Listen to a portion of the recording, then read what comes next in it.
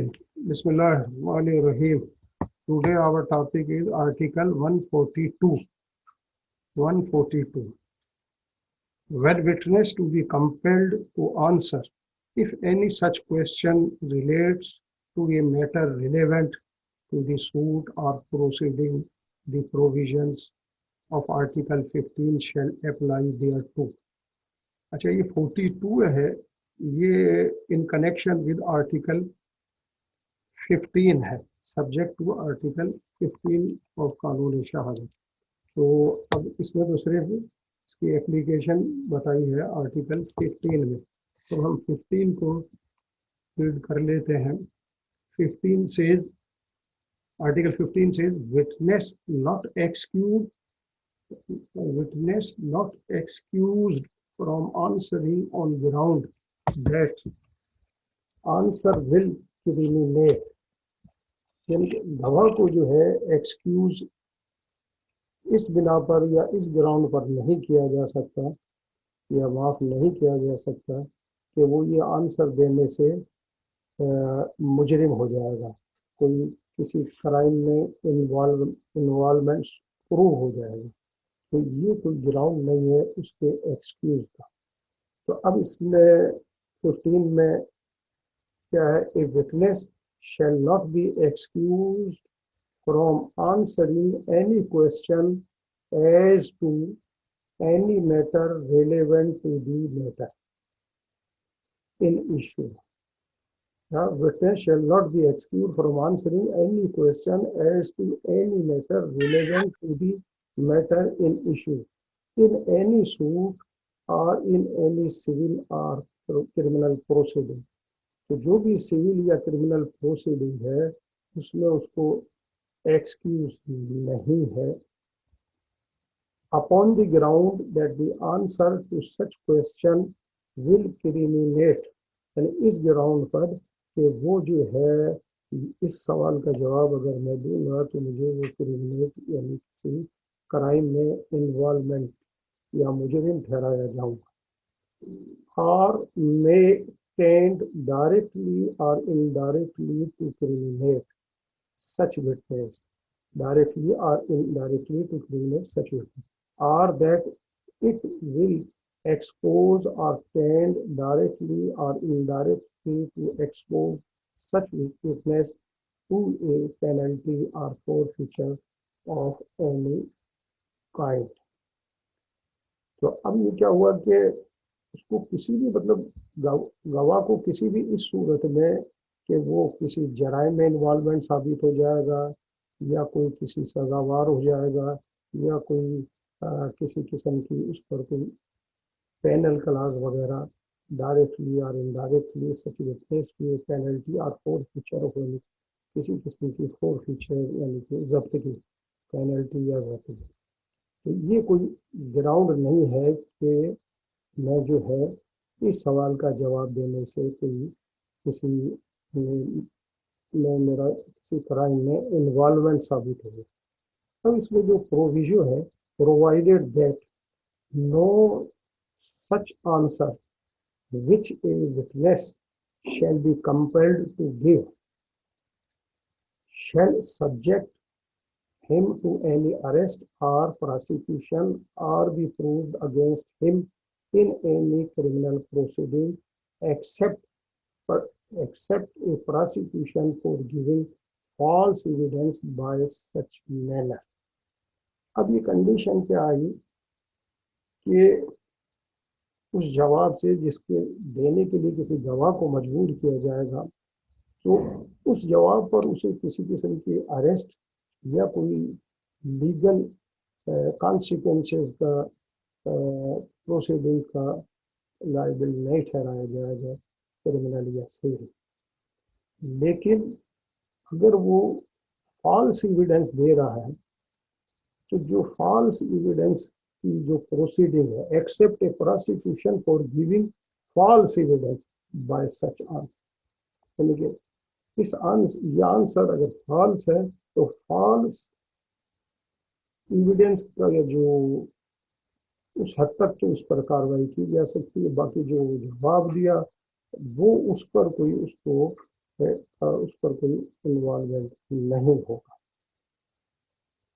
ये मेन जो है इसमें पॉइंट के witness is not excused from answering any question relevant to the matter in issue, यानी कि उसको एक्सक्यूज नहीं है ऐसे मैटर में जो रिलेवेंट है इन issue, on the ground that answer to such question may criminate him or expose him to a penalty or punishment। सिर्फ इस बुनियाद पर कि वो जो है फोर्फीचर हो जाएगी प्रॉपर्टी या पेनल्टी हो जाएगी या ये नहीं, आंसर देना है उसको, लेकिन अगर फॉल्स दिया है तो फिर उसके अगेंस्ट जो है कोई फॉल्स एविडेंस की कार्रवाई तो हो, बाकी रिप्लाई पर कोई कार्रवाई नहीं। अच्छा, फिर इसमें थोड़ा सा ये भी है कि विटनेस को थोड़ा सा ये भी देख लिया जाता है कि विटनेस, जैसे ऊपर कल अपन ने देखा था कि उसका स्टेटस, यानी कि उसका रिलेशनशिप जो है। अब रिलेशनशिप अगर कोई तो कुछ इस किस्म के मैटर है कि जिसमें वो जिसके फेवर में एविडेंस दे रहा है, तो वो जो एविडेंस है वो बिलीवेबल नहीं है, क्योंकि ये जो है इंटरेस्टेड विटनेस हो गया। अच्छा, अब फर्दर इसमें जो डिस्टिंक्शन है कि cases in which a witness voluntarily answer a question and those in which he is compelled to answer। अब दो सिचुएशन होती है, या तो वॉलेंटरीली आंसर दे रहा है या उसको कंपेल किया जा रहा है, and gives him a protection in the latter of these cases only। Protection is afforded only to answer which a witness has objected to give or which he has asked to be excused from giving, and then he has been compelled by the court to give। The mere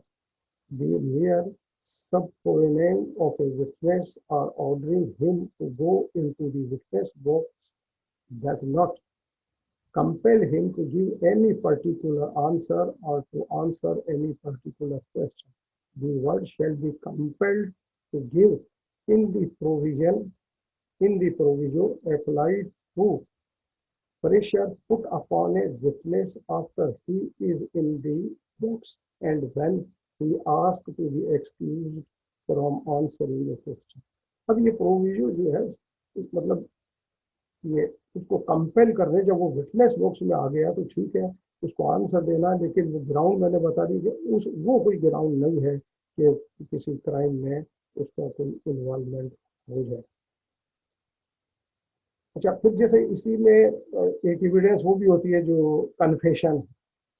तो अब confession क्या है, अब जो confession तो आपने पढ़ाई है, लेकिन इसमें क्या कि ये ऑन ओथ नहीं होती, लिहाजा अब इसमें तो क्रॉस का सवाल पैदा नहीं होता।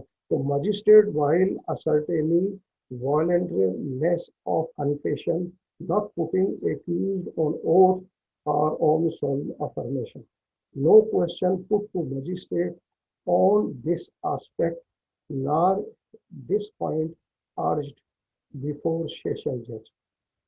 तो अब क्या है कि since magistrate did not administer oath to accuse his confession with words could be said as an oath।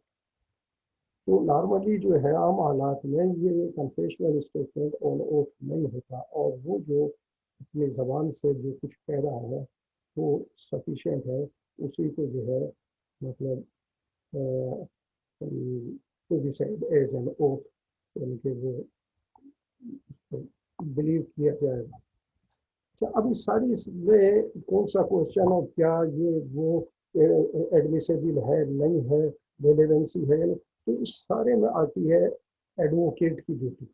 ये सारी रेस्पॉन्सिबिलिटी की क्रॉस जो करता है वो एडवोकेट करता है। प्लेंटिफ का क्रॉस हो रहा है तो डिफेंडेंट का एडवोकेट करेगा, डिफेंडेंट का क्रॉस हो रहा है तो प्लेंटिफ। तो इस सूरत में जो एडवोकेट की ड्यूटी है वो मतलब काफ़ी है। एडवोकेट जो है न सिर्फ वो अपने क्लाइंट को सेटिस्फाई करेगा, बल्कि उसकी ड्यूटी है कि वो अपोनेंट को भी जो है उस फोरम पर या उस लाइन पर या स्ट्रेंथ पर लाए जो प्रोसिक्यूशन का यानी कि आपका केस है। दूसरा, उसको कोर्ट को भी सेटिस्फाई करना होता है, ना सिर्फ अपने क्लाइंट को, और कोर्ट को भी सेटिस्फाई करते हैं। फिर उसकी प्रोफेशनल ड्यूटी भी है कि वो इस किस्म के सवाल जवाब क्वेश्चंस ना करे कि जो पब्लिक या स्टेट के अगेंस्ट या पब्लिक या स्टेट के इंटरेस्ट के अगेंस्ट कोई इस किस्म की बात हो कि खामखा स्कैंडलाइज करके या स्टेट पर भी हर्फ आता हो या पब्लिक एट लार्ज पर। तो, तो क्या वकील जो है काफ़ी डिफ़िकल्ट पोजीशन में है। तो अब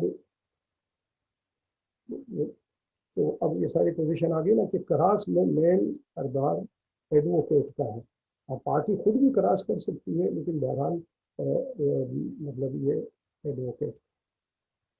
तो ठीक है, अब ये आर्टिकल आज जो है 142 को अपन ने कर लिया।